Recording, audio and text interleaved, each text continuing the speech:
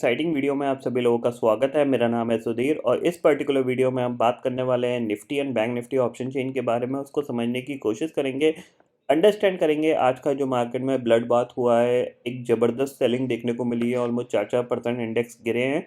तो निफ्टी का next target क्या ओपन होके आता है, ऑप्शन चेन में कैसा डाटा बन रहा है, क्या नीचे बाउंस बैक देखने को मिलेगा या फिर ये सेलिंग कंटिन्यू चलेगी।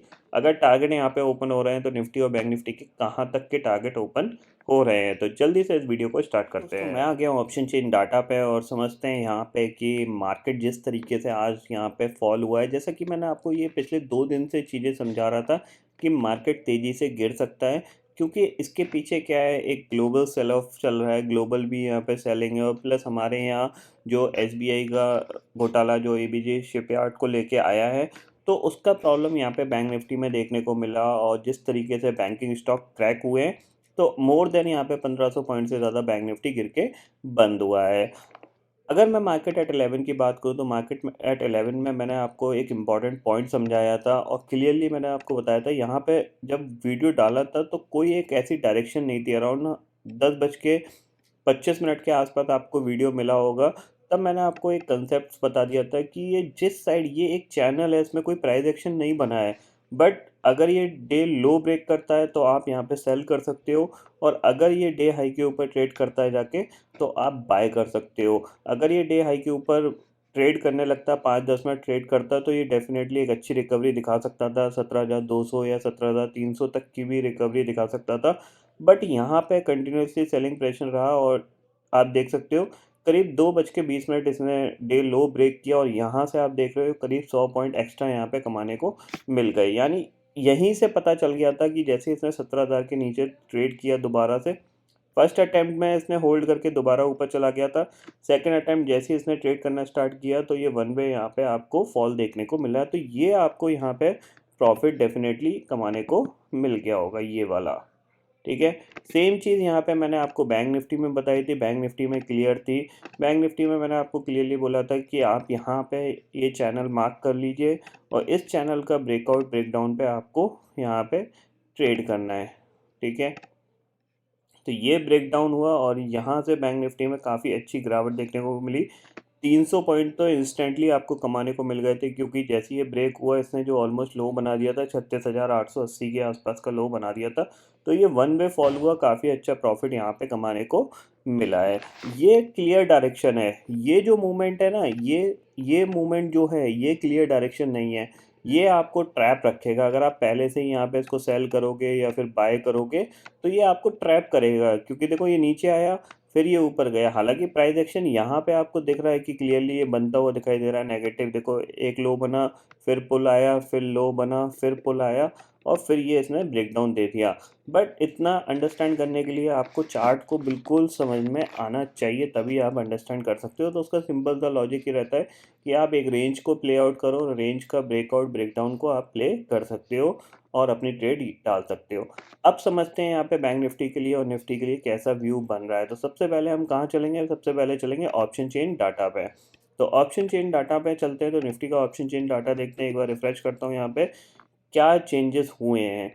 सबसे पहले क्लोजिंग आई है 16,840 की। तो यहाँ पे अगर हम समझने की कोशिश करें तो देखो 16,800 की जो पुट है वहाँ पे आपको कितना ओपन इंटरेस्ट दिख रहा है, करीब 20.6 लाख का ओपन इंटरेस्ट दिख रहा है। 16,800 की जो कॉल है वहाँ पे अभी कोई ओपन इंटरेस्ट जंप नहीं किया है। देखो सिर्फ 4.9 लाख का ओपन इंटरेस्ट है यहाँ पे। ठीक है, इसके ऊपर बढ़ते हैं तो 16,900 की जो पुट है वहाँ पे आपको 14 लाख का ओपन इंटरेस्ट दिख रहा है। कॉल पे करीब 11.8 लाख का ओपन इंटरेस्ट दिख रहा है। 17,000 की जो पुट है वहाँ पे आप देख सकते हो 34.8 लाख का ओपन इंटरेस्ट है, और कॉल पे आपको 34.8 लाख का ओपन इंटरेस्ट दिख रहा है और पुट पे आपको कितना दिख रहा है, 21.8 लाख का ओपन इंटरेस्ट। यानी 17,000 अब आपके लिए कैसा लेवल रहेगा, एक मेक और ब्रेक लेवल है। मतलब अगर आप इसके ऊपर दोबारा से निकल के टिकते हो तो फिर आपको 300-400 पॉइंट का बाउंस बैक देखने को मिल जाएगा 4-5 दिन के अंदर। अगर आप नहीं टिक पाते हो, 17,000 पे रेजिस्टेंस फेस करने लगते हो, तो फिर मार्केट नीचे आपको दोबारा से 16,500 या फिर 16,400 भी दिखा सकता है। सबसे खतरनाक चीज़ क्या हुई है पता है, आज के मार्केट में सबसे चीज़ क्या है, पुट राइटर्स ने अपनी पोजीशन तेज़ी से छोड़ी है। आप ये देख रहे हो, ये पोजीशंस बहुत तेज़ी से ड्रॉप हुई हैं। यानी लॉन्ग अनवाइंडिंग का प्रेशर मार्केट में कंटिन्यूसली बना रहा।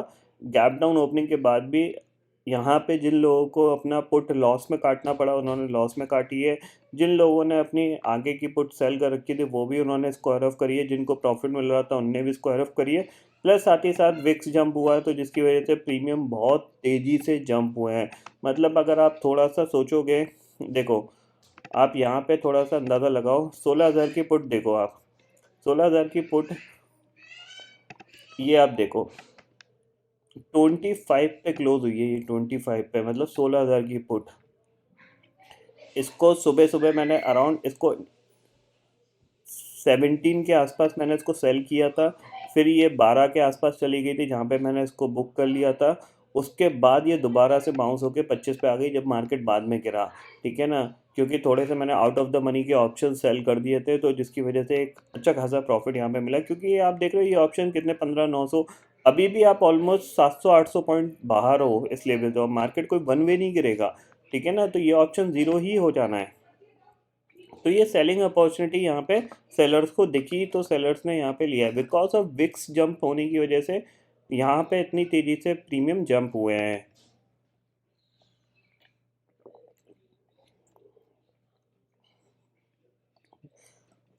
अगर यहाँ पे मैं आपको दिखाऊं इंडिया विक्स आज के ट्रेडिंग सेशन में करीब 21% जंप हुआ है,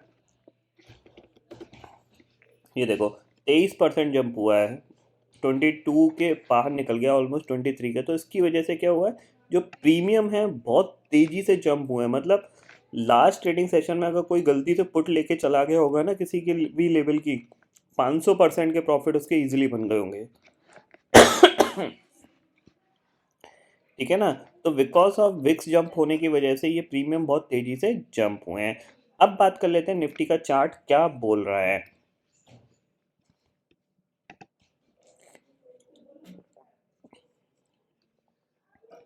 ठीक है, निफ्टी के चार्ट पे आ जाते हैं। सबसे पहले ये सारी चीज़ें हटाते हैं और यहाँ पे जैसा कि मैंने आपको, अब हालांकि ये गैप डाउन किसी को एक्सपेक्टेशन नहीं था कि बैड न्यूज़ आ जाएगी और फिर ये इतना बड़ा गैप डाउन हो जाएगा, बट फिर भी एज़ पर अवर लॉजिक के हिसाब से अगर मार्केट ब्रेक डाउन देता, यानी ये जो ट्रेंड लाइन थी इसके नीचे आता तो एक अच्छा प्रॉफिट कमाने को मिल सकता था, या फ्लैट खुल के गिरता तो अच्छा प्रॉफिट कमाने को मिल सकता है। इतना बड़ा गैप डाउन के बाद प्रॉफिट कमाने में थोड़ा तो बहुत ज़्यादा मुश्किल हो जाता है, बट फिर भी यहाँ पे आप देख रहे हो ये एक ट्रेंड लाइन थी जिसको निफ्टी होल्ड कर रहा था, ठीक है। यहाँ पे आप देख रहे हो यहाँ होल्ड किया, यहाँ होल्ड किया, इवन यहाँ भी होल्ड किया था, और अब ये ब्रेक डाउन हो गई है कम्प्लीटली, ठीक है।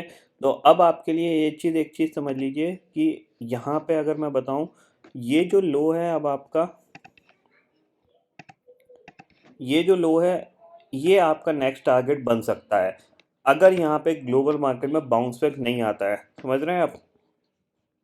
अगर कोई बाउंस बैक नहीं आता है, ग्लोबल मार्केट फ्लैट ही रहते हैं या फिर थोड़े से नेगेटिव रहते हैं, अब आपके लिए 16,420 का टारगेट सीधा सीधा ओपन हो रहा है, और ये टारगेट आपको एक दो दिन के अंदर अचीव होता हुआ दिखाई देगा। पैनिक सेलिंग में हो सकता है टिके नहीं मार्केट, लेकिन पैनिक सेलिंग में ये लेवल अचीव होता हुआ दिखाई दे सकता है, यानी आपको थोड़ा सा नेगेटिव व्यू ही लेके चलना है डे चार्ट पे, ठीक है। शॉर्ट टर्म चार्ट में अगर मैं यहाँ पे बात करूँ, तो शॉर्ट टर्म चार्ट की अगर बात करूँ तो देखो क्लियरली दिख रहा है प्राइस एक्शन पूरा नेगेटिव जा रहा है, कंटिन्यूसली सेलिंग प्रेशर में है निफ्टी।